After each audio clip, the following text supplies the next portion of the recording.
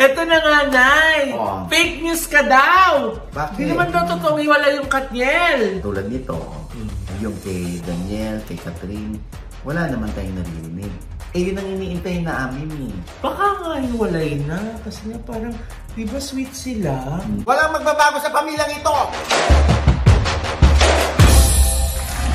Hello mga ka-update! Ito po ang umong mga lingkod. Ito po si Mama Loy! Ito po ako! At ito naman po si Papa Owen o si Diaz. Ano pa nga ba? Ang lagi niyong inihirit sa amin?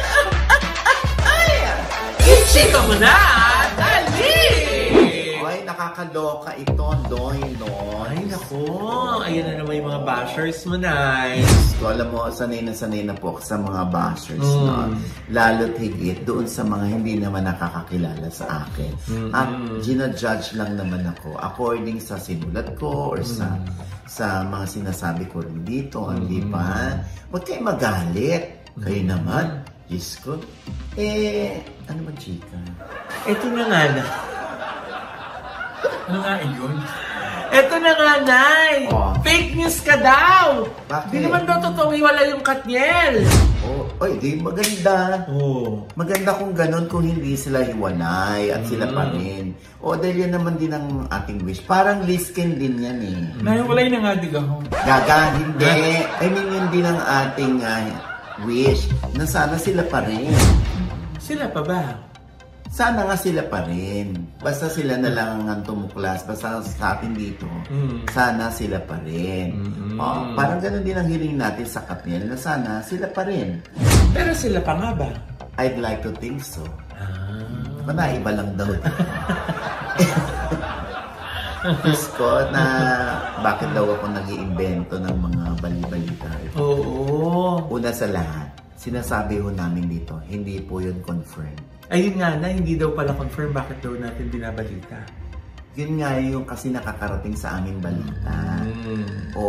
Ano yun gusto niya i-confirm namin? Pero hindi naman talaga confirm. Diba? Tsaka yung iba naman kasi, nagbabasa lang ng thumbnail, ng title, ng clickbait. Bakit hindi nyo kasi panoorin ng buo? Kaya nga, baka wala silang data. Uy, grabe ka naman. Hindi naman sa ganon. Nakakaloka.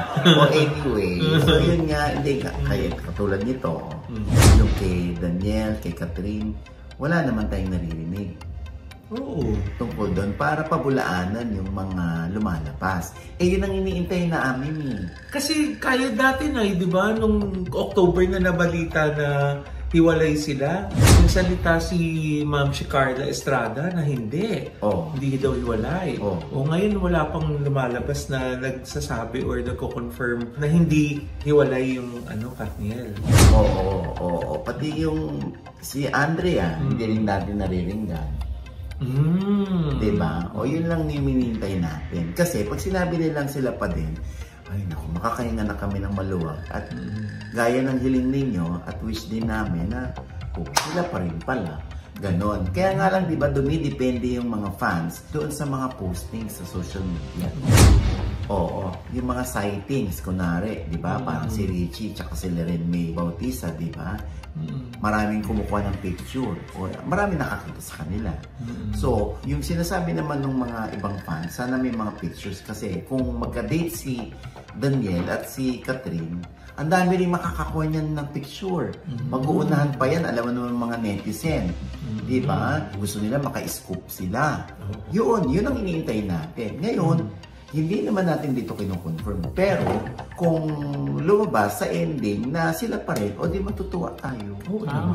Yung mga fans kasi, sanay na pag Katniel yan. Siyempre, andyan ang kilig, andyan na yung hope nila na may forever sa Katniel, di ba? Kasi nga, Nay, kahit nung ABS-CBN Ball, di ba, hindi sila magkasabay na naglakad. Tapos nung nagkatabi naman sila, parang hindi naman din sila sweet. Tapos nung buong gabi, di ba, parang bihirang-bihira mo sila makitang magkatabi, purong magkaibang grupo sila. Kaya tinan mo yan. Diyos ko po. Doon din nagbabasa yung ibang mga nag-speculate na baka nga hiwalay na. Kasi nga parang, di ba sweet sila? Napapagduktong-duktong nila yung pangyayari. Kaya tinatanong din namin at iniintay namin yung kanilang panig. Ganun lang naman yun. yun. O basta, yun pa rin ang aming wish na sana hindi iyon totoo. Yes. Na sana sila pa rin dahil kahit ako, wala akong makitang ibang babae para kay Daniel kundi si Catherine. Ganon din si Catherine, wala akong makitang ibang lalaki na swak kay Catherine kundi si Daniel. Diba? Ganon din ba yung feeling mo kay Liza tsaka kay Enrique? Oo naman. Wala ka nakikitang lalaki para kay Liza kundi si Enrique? Oo naman. Ako sa akin, kung ako papipiliin, oo naman. Kaya lang kinabuyan ko. Siyempre, ang batay ng mga tao yung pictures nga together. Kasi nga dati, di ba, tuwing nandito si Liza sa Philippines, tapos nagalaw si Enrique sa bahay nila, lagi lang may nakapaskil na picture, di ba? Di ba? Madalas din sinusundo ni Enrique si Liza sa airport pagparating. Ba't wala na akong gayon ngayon? Kaya nga, yun nga inaano natin na sana sila pa rin. Hirap! Hirap na hirap, Nay. Kaya mo yan, Tito Ogie. Basta yun ang wish ko, ha? Oo. Sila pa rin. Ay, naku, Tito Ogie, Mama Loy. Napapansin ng inay na ang tatay laging alis ng alis. Ang laging sinasabi, pupunta daw sa dentista dahil may schedule. Kaya ang inay naman, nagkaka-idea na baka kalaguyo ng tatay ang dentista. Ay ilang buwan nga din ang nagtagal at lagi iyon ang dahilan ng tatay na laging pupunta sa dentista. Isang araw, naggalit na talaga ang inay. Dahil sabi ng tatay, ako muna ipalik, pupunta muna ako sa dentista. Kaya talaga galit na galit ang inay. Nasabi ng inay, ikaw na hayop ka. Bakit ka punta doon? Sabi ng tatay, may schedule nga ako. Paano ka magkaka-schedule? Nabunod na lahat ang ngipin mo. Ikaw na hayop ka. Mapupuno ka sa impyerno. Sabi na Sa nanay ko pala yung nakuha. Doon ang galing talaga yung linya na yun. Oy original kayo. Sasampalit kita. Ano yung sinabi mo Tinabi ko ka nga. Inay! Hayop ka! May araw ka rin! Mabobo na ka sa impyerno! Kayo na dentista! Akala ko mabubulok ang ngipin. Wala na nga. Wala ka ba? Anyway, I'm sure ang nagpapasalamat ng bonggang-bongga dyan si Laren May tsaka si Richie Rivero dahil napahinga sila. For a while.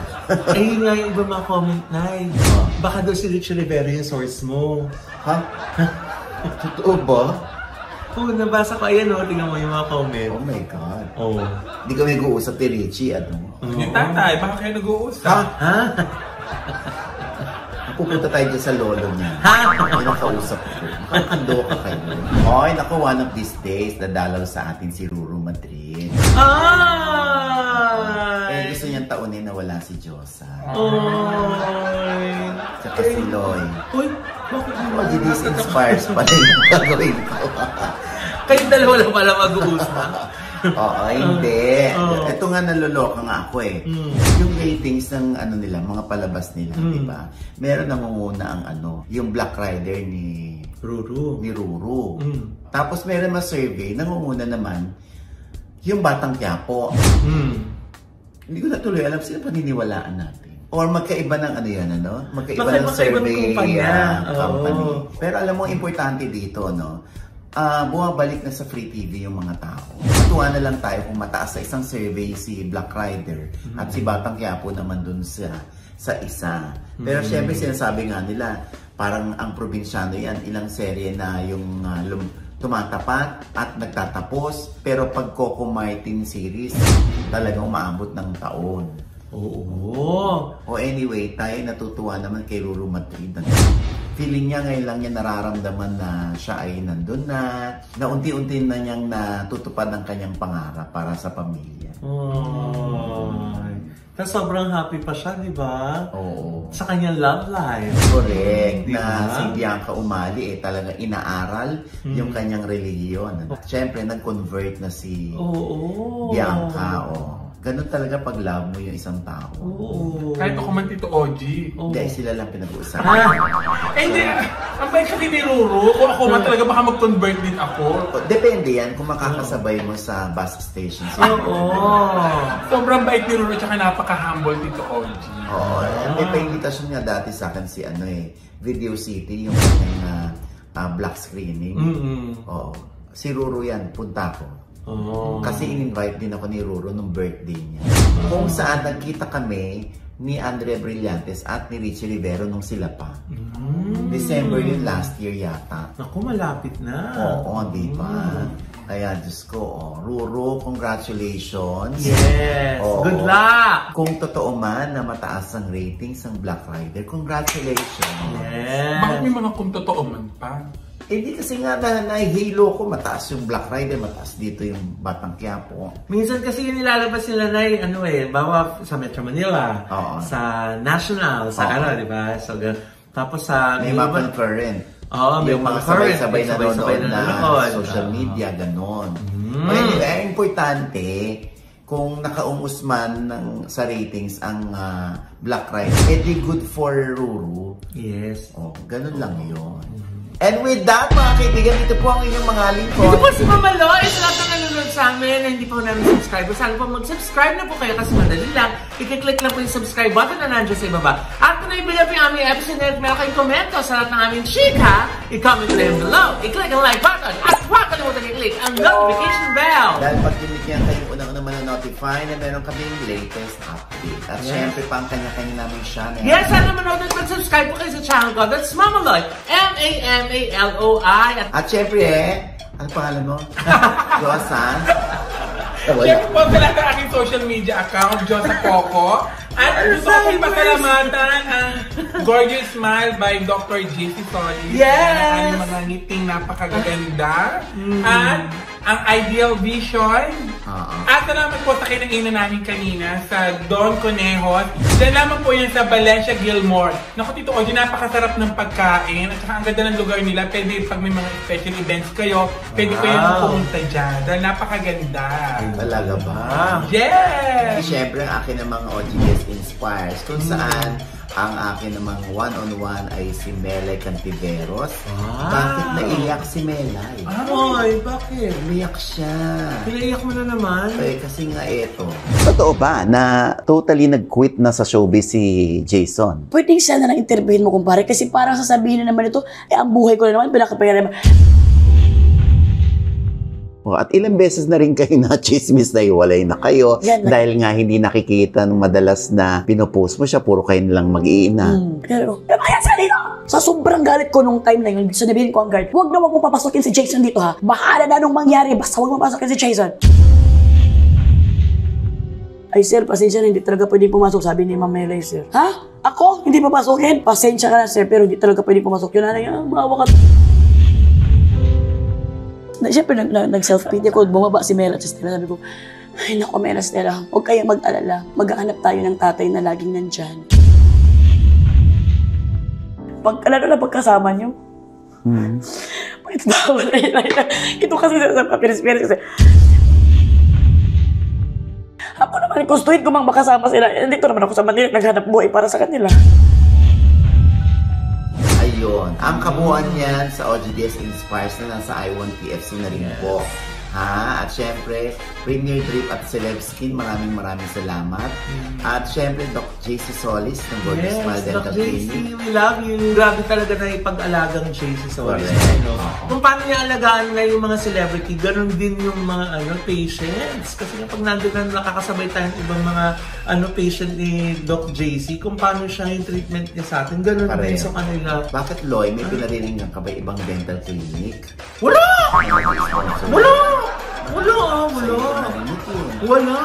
Ba't? May ganun bang dentist na? Oo, substandard na yung mga gana. Talaga? Saan yun?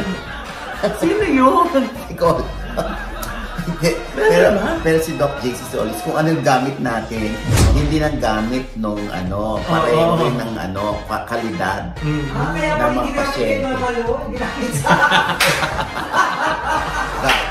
Hoy, magkaibang chair tayo. Nandun ka sa kabila. Oh, anyway, ayan. At syempre pa ang Ohana Boracay Beach Resort Yes! sa Boracay. Kung kayo po'y nagbabalak na mag-Boracay, sa Station 3 lamang po yan at kumpleto na doon. At kung gusto niyo ng tahimik, payapa, at mahangin, at may view ng dagat, at beachfront, naku, dyan lang po. Ayan, at syempre, kung gusto niyo mga discounts, mga promos, ohana.com lang po. Yes, at kayo naman po ay babiyahe papuntang norte. Yan naman po, wag kalimutan ang Highland Valley, the Valley of the North. At nandyan din po yung kanilang napakabonggang malaking water park, di ba, Nay? The Water Park by Highland Valley Resort and Spa. Napakabongga po, para po kayo wala sa Pilipinas pag napunta po kayo naman. Yes, ay may dadagdag ako dito, Oji. Kailangan na nilang magpabook agad dahil nagkakaubusan na. Tumawag din ang mga pinsan ko. Talaga? Nahirapan na sila sa Highland Valley. Ay, agad-agad na po. Anong gusto mo? Lumipat na sila sa iba, gano'n? Hindi naman po, dahil recommended ko nga po na napakaganda talaga para nasa ibang bansa mag-i-enjoy ang kanilang mga anak, lalo na ngayong Pasko dahil sobrang ganda ng kanilang decoration. Kaso nahirapan na sila maghanap ng sila. Instagrammable kasi. Oo. At saka nandun na nakatayo na yung mga Christmas decorates ng ating kapatid. Si Kamahalan, Microwaves. At syempre pa, ito pa rin po ang inyong lingkod, Papa O, si Oji Diaz, na lagi nagsasabi at nagpapaalala sa inyo na sa tuwing gigising po tayo, tuwing umaga, huwag na huwag po tayong makakalimot. Magpasalamat sa Panginoon dahil tayo kanyang ginising. Ibig sabihin, may mission pa rin po tayo sa buhay. Sabay sabing, Every gising is a blessing! Ano pa nga ba ang lagi yung inihilig sa amin? Ichika mo na! Dali! Nakakaloka si Diyosa. Kanina ko siya nagmamadali na. Kasi nga, meron na naman silang usapan ng magkikita na naman sila sa bus station. Bakit nyo nalaman? Kasi nga, kinancel mo ulit yung appointment mo kay Doc JC Solis bukas, di ba? Bulok na yung bagang mo. Wala mo pa yan. Oo, ngayon wala lang ako nakikita. Lumalabo na ang mata ko. Siyempre, napapasaya naman ako noon kapag magkatabi kami. Gamitin mo na nga yung salamin ng Ideal Vision. Siyempre hanggang Buendia, hanggang Lemery, magkatabi kami, nakaganyan ako. Magkano bigayan pagkakanta? Ipinamasake ko lang naman dito, Oji. Kayo, magkano ka naman yung 250 na pamasake? May extra pa yun eh. Mamatay. Dito, Oji, parang dami na natin kulang dito. Sa'yo na yan. Wala kayo naman. Gusto ko yung mga batang candy, kaya sa kabila sila bumibili. Wala natin candy na kulang nila. Ayan Diba? sila. Babol ka. At saka dapat naglalagay na tayo. Dito na nga lang kumakain niya ng candy kasi hindi na nga siya makabili doon dahil binibigay niya doon sa kasama niya sa Ay, at restaurant. saka yung ibang candy na itinitake out para daw meron silang pinapapak doon sa biyahe. Ay, saan yung gamit ko dito? Wow, happy birthday!